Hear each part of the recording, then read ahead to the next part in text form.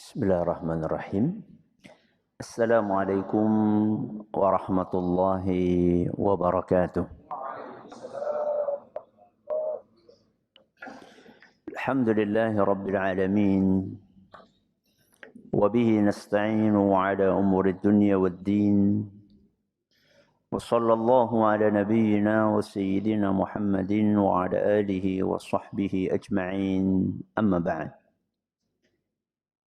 Kita panjatkan puja dan puji syukur kehadirat Allah Subhanahu wa taala.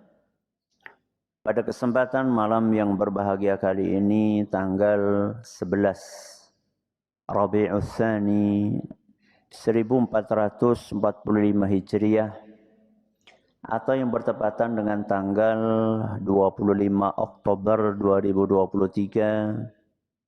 Kita kembali diberi kekuatan, kesehatan, hidayah serta taufik dari Allah Jalla wa'ala. Sehingga kita bisa kembali menghadiri pengajian rutin tafsir Al-Quran di Masjid Agung Darussalam Purbalingga.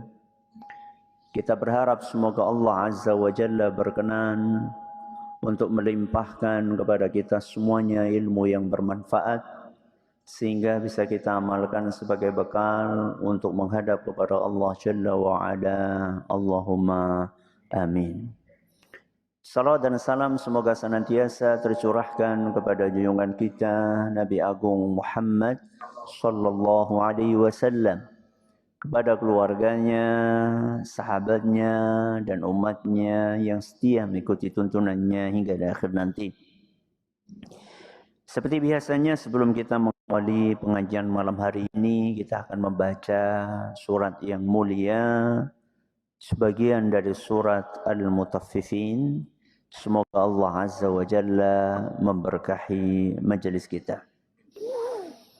A'udzu billahi minasy syaithanir rajim. A'udzu billahi minasy syaitanir rajim. Kalla inna kitabal abrari lafi 'illiyyin.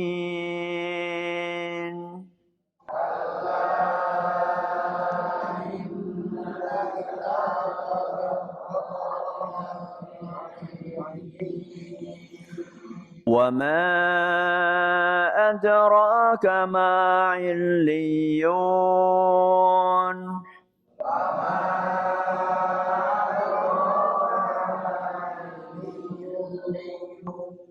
كتاب مرقوم يشهده المقربون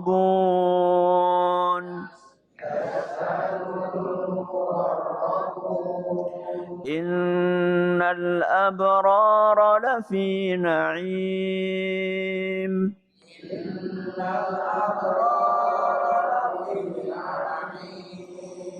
على الأرائك ينظرون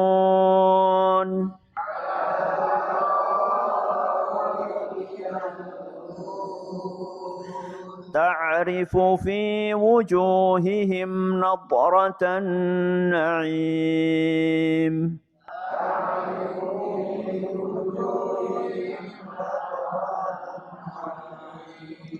يسقون من رحيق مختوم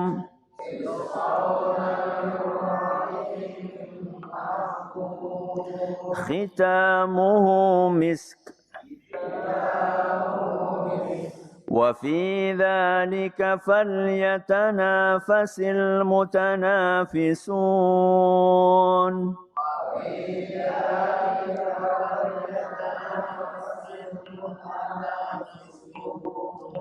ومزاجه من تسنيم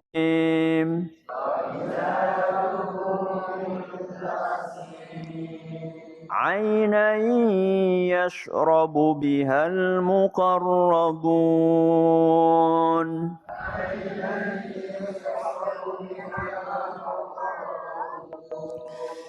Para hadirin dan hadirat sekalian yang kami hormati, juga segenap pendengar serta pemirsa rahimani wa rahimakumullah. Ayat yang terakhir kita bahas, ayat keberapa? Ayat ke-20. Hari ini kita akan memasuki ayat yang ke-21.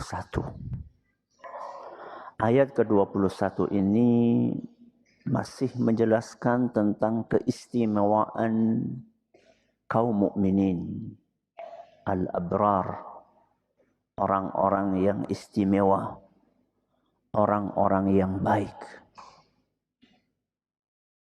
Ayat ke-20 bunyinya kitabum marqum, bahwa buku catatan amal kaum mukminin itu telah tertulis dengan rapi.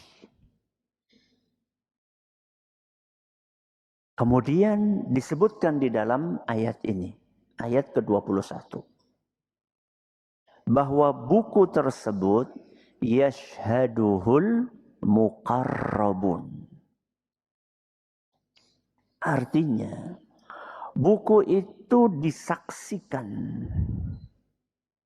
oleh makhluk-makhluk istimewa yang sangat dekat sekali dengan Allah.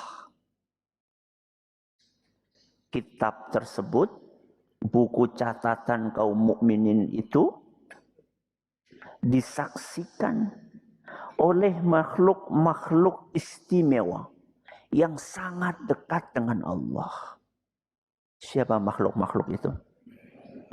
Salah satunya adalah para malaikat al-muqarrabun. Para malaikat al-muqarrabun. Jadi amal kita semuanya itu nanti di hari kiamat akan dipersaksikan. Perbuatan-perbuatan yang kita kerjakan di dunia ini, selain ditulis rapi di buku catatan masing-masing kita, nanti para malaikat di hadapan Allah Azza wa Jalla akan bersaksi atas apa yang pernah kita kerjakan. Dan tidak ada satupun yang luput dari persaksian mereka. Kenapa? Karena yang ditugasi untuk bersaksi adalah para malaikat. Dan mereka adalah makhluk-makhluk yang super jujur. Tidak mungkin mereka itu memberikan persaksian palsu. Orang kaya neng dunia. Enggak seperti di dunia. Ketika yang bersaksi itu manusia. Wong manusia na betoyan apa? Duit. Nek waro sing abang matane jadi ya abang. Kalau manusia yang bersaksi bisa bersaksi palsu. Tergantung pesanan. Ya. Tapi ada juga yang jujur, ada juga. Tapi malaikat nggak seperti itu. Malaikat ini makhluk yang istimewa, yang jujur, yang akan bersaksi seperti apa adanya. Nah, amal orang-orang yang beriman ini mulai dari diangkat dari permukaan bumi menuju kepada Allah Azza wa Jalla sudah dikawal oleh para malaikat. Jadi ketika kita melakukan amalan itu kan dilaporkan.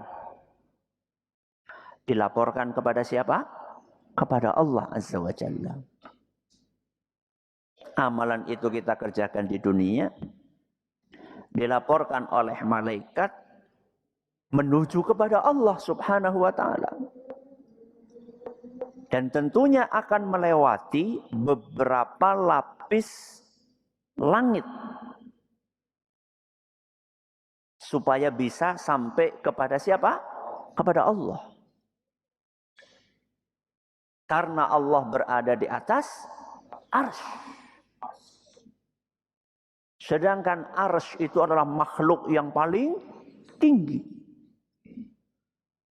Maka ketika malaikat yang akan melaporkan amalan kaum mukminin itu membawa amalan tersebut sampai di langit pertama, disambut oleh para malaikat yang ada di langit pertama. Kemudian diantarkan menuju ke langit kedua. Sampai di langit kedua disambut oleh para malaikat yang ada di langit kedua. Sampai ketiga, keempat, kelima, keenam, ketujuh, sampai dilaporkan kepada Allah Azza wa Jalla. Itu penafsiran yang disampaikan oleh Ka'ab radhiyallahu anhu saat beliau ditanya oleh Ibnu Abbas radhiyallahu anhuma tentang makna ayat ini. Yashhaduhul muqarrabun. Makanya di dalam Al-Quran Allah Azza wa Jalla berfirman, ilaihi yas'adul kalimut tayyibu wal amalus salihu yarfa'uh.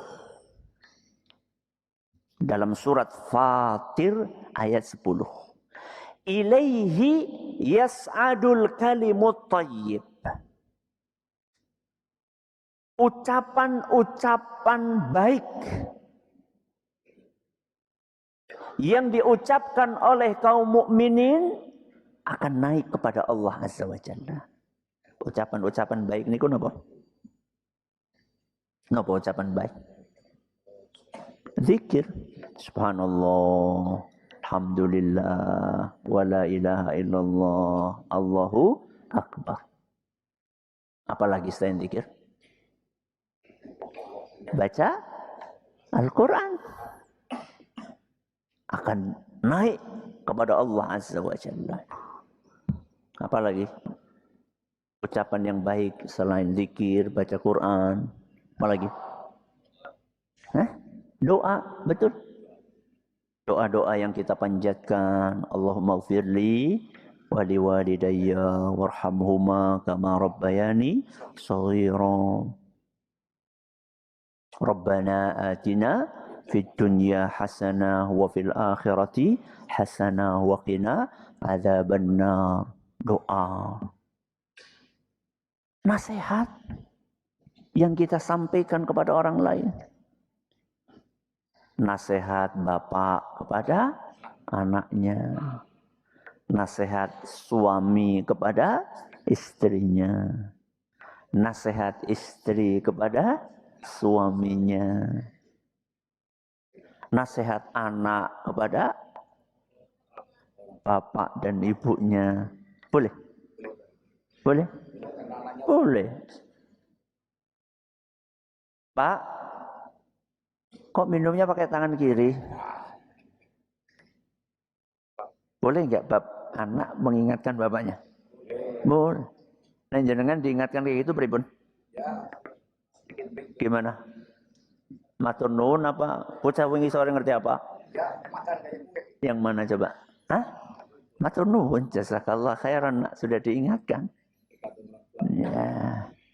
Itu termasuk ucapan yang baik. Sholawat. Saat kita mendengar nama Nabi Muhammad sallallahu alaihi wasallam. Ilaihi yas'adul kalimut thayyib. Ucapan-ucapan baik, perkataan-perkataan baik, kalimat-kalimat istimewa yang diucapkan oleh orang-orang yang beriman, yas'ad, akan naik kepada Allah Azza wa Jalla.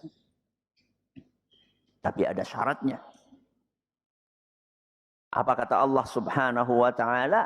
Wal 'amalus shalihu yarfa'u. Syaratnya dia punya amal-amal soleh yang akan mendongkrak dan mendorong kalimat-kalimat itu naik. Jadi nggak ujuk-ujuk naik. Perlu ada apanya? Perlu ada pendorongnya. Kata para ulama, amal soleh yang dimaksud di sini adalah kewajiban-kewajiban agama. Contohnya amal-amal sing wajib sholat. Rajin sholawat tapi ora sholat, pripun? Rajin sholawat tapi mboten apa? Sholat. Orang munggah. Apa nih? Sholawat deh. Karena tidak ada pendorongnya. Pendorongnya itu adalah yang wajib-wajib. Sholat 5 waktu. Apalagi yang wajib selain sholat 5 waktu? Puasa Ramadan. Apalagi yang wajib? Zakat. Ya, yang wajib-wajib. Yang wajib-wajib ini yang akan mendorong. Ini dalam surat Fatir ayat 10.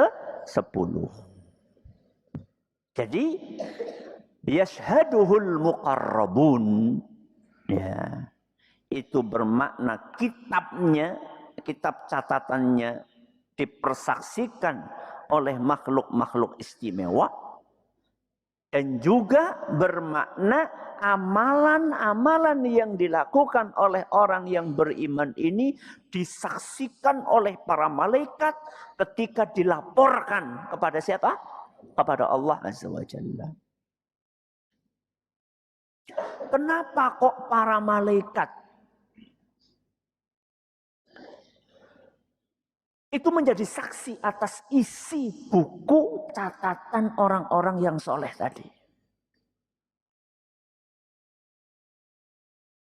Dan bukan sembarang malaikat. Yang menjadi saksi adalah al-muqarrabun. Malaikat-malaikat yang sangat dekat sekali dengan Allah. Kenapa kok malaikat-malaikat itu yang menjadi saksi? Karena isi dari buku catatan itu adalah sesuatu yang sangat istimewa. Apa isi buku catatan itu? Ya amal soleh yang dikerjakan oleh orang-orang yang beriman. Jadi sholat 5 waktu yang kita kerjakan itu istimewa. Baca Quran yang kita lakukan itu adalah istimewa. Birrul walidain kita, bakti kita kepada bapak dan ibu kita itu istimewa. Tanggung jawab orang tua kepada anak-anaknya itu istimewa. Kepedulian bapak untuk menasehati anak-anaknya itu istimewa. Kepedulian suami untuk membimbing, mendidik istrinya itu istimewa. Perjuangan kita untuk berusaha selektif mencari makan, berusaha dengan cara-cara yang halal itu istimewa. Di saat kebanyakan orang nggak peduli dengan halal, haram. Katakan gue sing halal, sing haram be, angel. Katakan mikir halal, haram.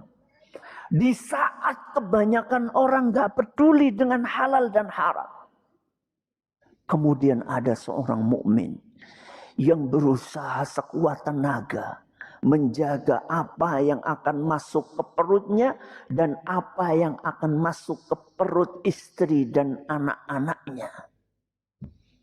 Betul-betul selektif mencari mata pencaharian. Perjuangan dia tersebut adalah sesuatu yang istimewa. Karena isi dari buku catatan orang yang beriman ini adalah istimewa. Maka para malaikat pun mereka akan mengawal buku tersebut. Mereka akan menjadi saksi di hadapan Allah Azza wa Jalla. Bahkan sebagian ulama tafsir ketika menafsirkan yashhaduhul muqarrabun, bukan hanya mereka menjadi saksi atas isi dari buku tersebut, tapi mereka juga akan menyebut-nyebut nama pemilik buku tersebut di hadapan Allah Azza wa Jalla. Jenengan itu kalau namanya disebut di hadapan pejabat, pripun? Seneng apa ora? Pitung wengi ora bisa turu. Saking apane? Jenengku disebut nang Pak Presiden. Padahal ora diwe apa-apa. Hanya sekedar di apa? Disebut namanya. Ini disebut di hadapan Allah Azza wa Jalla. Si fulan dengan disebutkan nama terbaik yang dia miliki dilaporkan di hadapan Allah Azza wa Jalla, di hadapan al-muqarrabun, para malaikat istimewa. Yashhaduhul muqarrabun. Al-muqarrabun itu artinya adalah makhluk-makhluk yang dekat sama siapa? Sama Allah. Berarti apa? Berarti ada makhluk-makhluk yang punya kedekatan khusus dengan siapa? Dengan Allah. Jadi makhluk manusia, malaikat, bahkan jin, itu ada yang dekat sama Allah, ada yang jauh dari Allah Azza wa Jalla. Siapa makhluk-makhluk yang dekat sama Allah? Makhluk-makhluk yang dekat sama Allah adalah makhluk-makhluk yang berusaha untuk menjalankan perintah-perintah Allah dan berusaha untuk menjauhi larangan-larangannya. Itulah makhluk-makhluk yang dekat sama Allah Azza wa Jalla. Contohnya para malaikat. Contohnya para nabi dan para rasul. Contohnya adalah para sahabat Nabi sallallahu alaihi wasallam.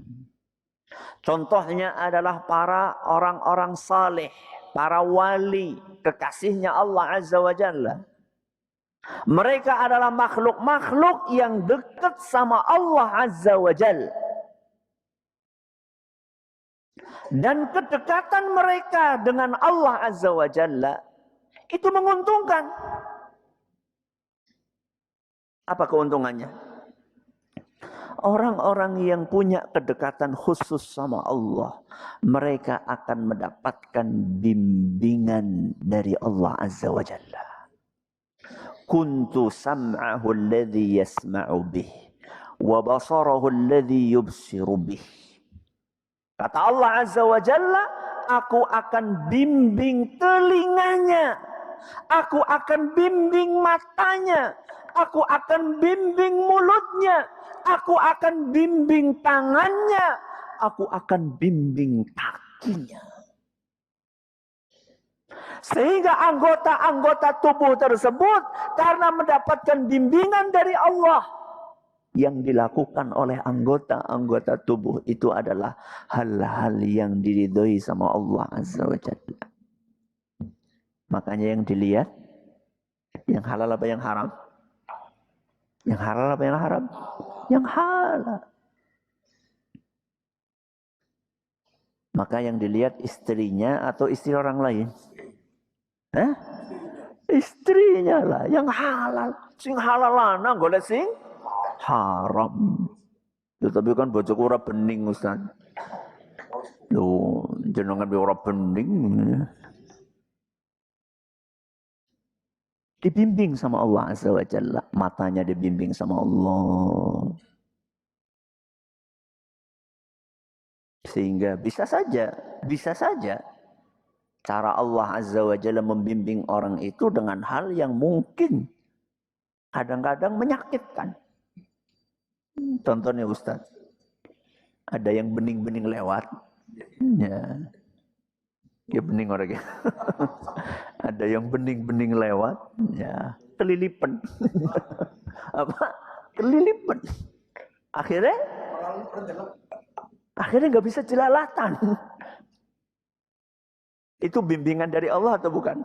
Bisa jadi itu bimbingan dari Allah Azza wa Jalla. Maka kalau kena musibah itu jangan suudzon sama Allah Azza wa Jalla. Rasulullah sallallahu alaihi wasallam itu dibimbing oleh Allah Azza wa Jalla. Bahkan sejak sebelum beliau diangkat menjadi Rasul. Pernah suatu hari sebelum beliau diangkat menjadi Rasul, mungkin umurnya masih belasan gitu, beliau pengen hadir, pengen nonton pesta pernikahan. Pengen nonton pesta pernikahan. Ini di zaman jahiliyah. Dan orang Arab jahiliyah itu kalau pesta pernikahan pada apa? Ya mabuk, ya joget, ya pokoknya hal-hal yang tidak baik-baik. Hal yang tidak baik-baik. Rasulullah SAW masih muda. Teman-temannya pada berangkat. Diajak sama temannya. Akhirnya berangkatlah Nabi SAW sama teman-temannya. Begitu ngambil posisi yang pas, duduknya sudah enak, ngantuk Nabi gitu. Apa? Ngantuk. Bukan hanya ngantuk, sampai tidur pules sebelum acara mulai. Acara inti. Ya, acara inti itu maksudnya ya yang tadi itu, yang nggak baik-baik tadi itu. Menurut mereka itu acara inti. Sebelum Nabi SAW melihat hal-hal yang tidak baik itu, beliau sudah tertidur. Pules sampai pagi. Sampai acara selesai. Dijaga sama siapa? Allah Azza wa Jalla. Jadi tidur itu mungkin salah satu bentuk penjagaan Allah. Ya. Tapi itu pas pengajian ya. Pengajian turun. Bukan. Ya. Janjian harus nonton konser. Ya. Mangkat kepaduk. Akhirnya orang sida apa? Mangkat. Itu jangan misuh-misuh. Itu bisa jadi adalah penjagaan dari siapa? Dari Allah Azza wa Jalla. Kaki kita dibimbing oleh Allah Azza wa Jalla supaya tidak datang ke tempat-tempat yang enggak disukai sama Allah Subhanahu wa taala.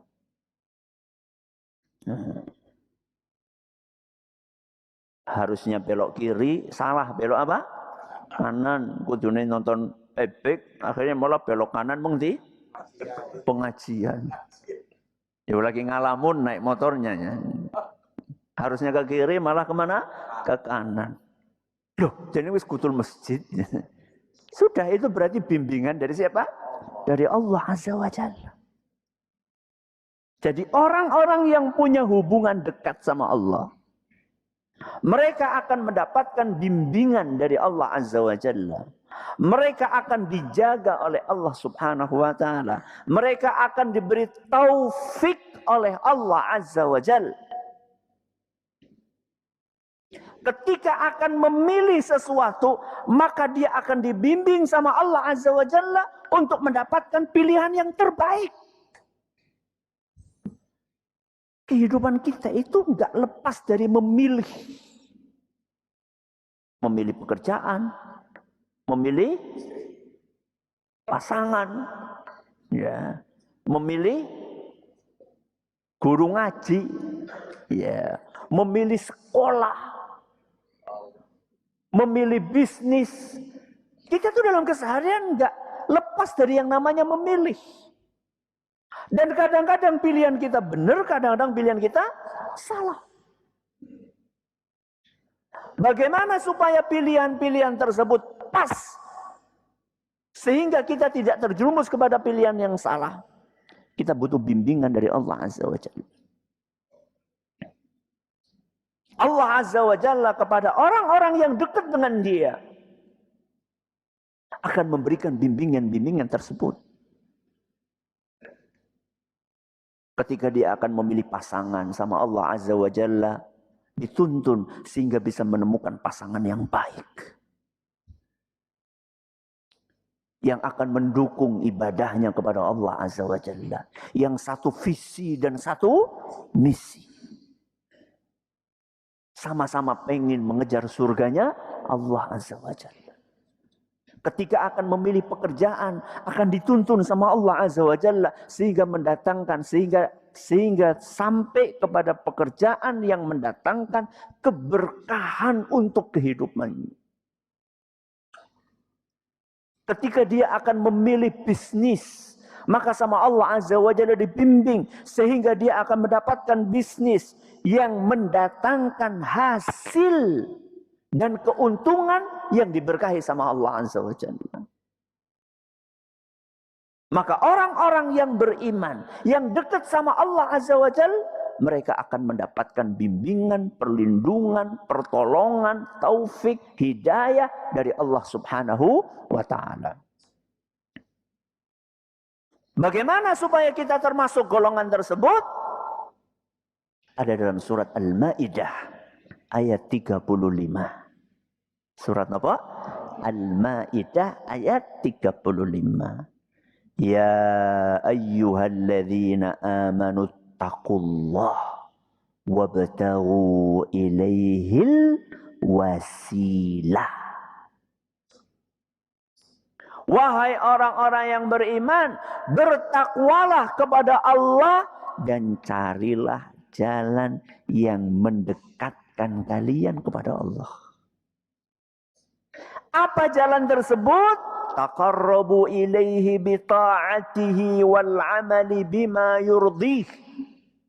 Yang akan mendekatkan kita kepada Allah Azza adalah dengan cara menjalankan ketaatan kepada Allah dan melakukan hal-hal yang diridhoi sama Allah Azza wa Jalla. Ya tadi, menjalankan perintah, menjauhi apa? Larangan. Semakin banyak perintah yang kita kerjakan, maka kita akan semakin dekat sama Allah.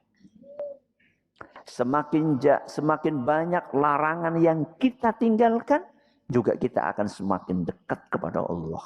Berarti kebalikannya apa? Semakin banyak perintah yang ditinggalkan, maka akan semakin jauh dari Allah. Semakin banyak larangan yang dilanggar, maka akan semakin jauh dari Allah Azza wa Jalla.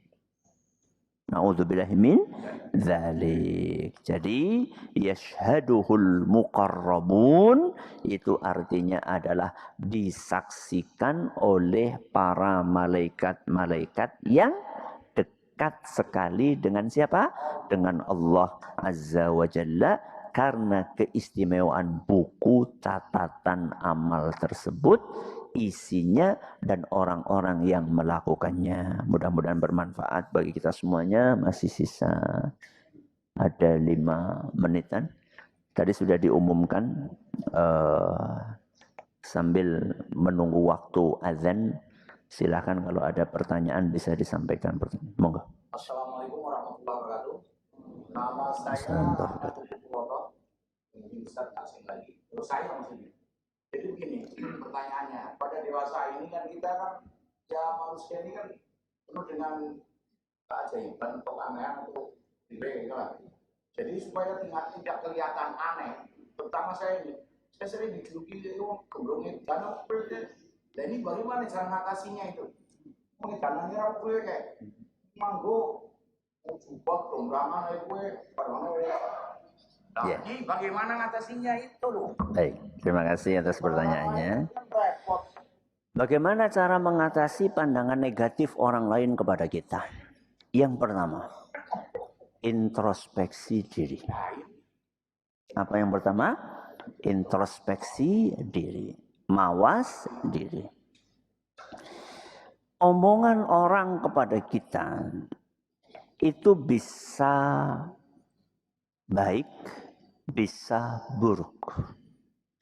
Bisa benar, bisa salah.